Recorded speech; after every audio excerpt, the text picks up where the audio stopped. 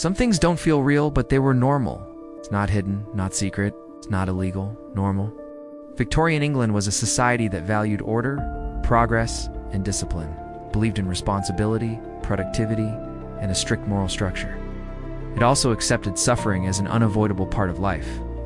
What shocks us today once blended seamlessly into everyday routine. People saw these things, people knew about them, people walked right past them, and life simply continued.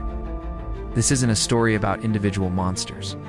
It's a story about systems and the people who lived inside them. For unwanted children, there was an answer: baby farms. Women were paid to take infants off their mothers' hands, sometimes for a weekly fee, sometimes for a single final payment. Once the money changed hands, all responsibility ended. These homes were rarely inspected, records were minimal, and any kind of oversight was almost non-existent.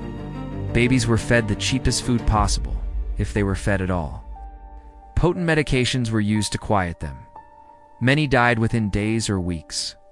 The less care an infant required, the more profitable the entire arrangement became. This was not some dark, hidden secret. It appeared in court records, in newspapers, and in public testimony. It was discussed openly, it was known, and it continued. Death itself became something to document and preserve. Photography was still new and expensive. For many families, having a photograph taken was a once-in-a-lifetime opportunity.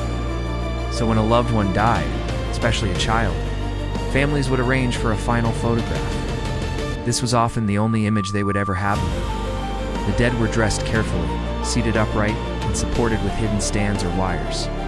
Sometimes their eyes were even painted to appear open on the photograph. The goal wasn't realism.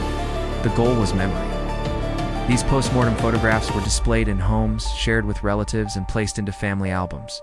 This wasn't considered disturbing. It was considered an act of love. Grief was expressed through this strange, quiet stillness. Children worked, not occasionally, not just in emergencies, but as a rule.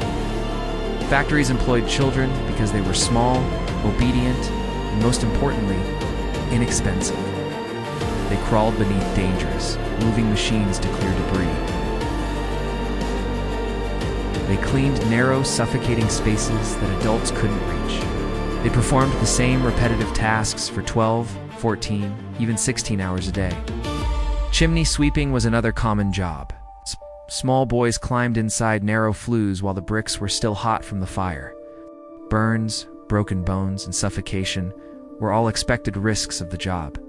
Injuries were just part of the work. Deaths were unfortunate, but they were accepted. Education came second to income.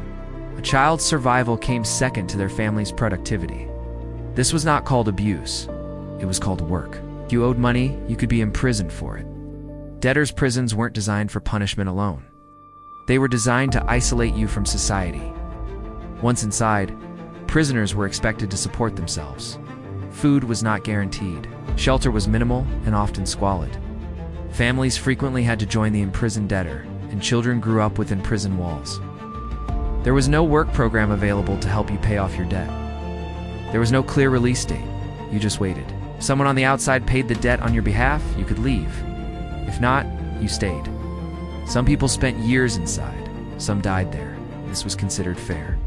Medical progress needed bodies, and the poor provided them. Hospitals, asylums, and workhouses supplied a steady stream of patients who had little ability to refuse treatment. The concept of consent was rarely discussed.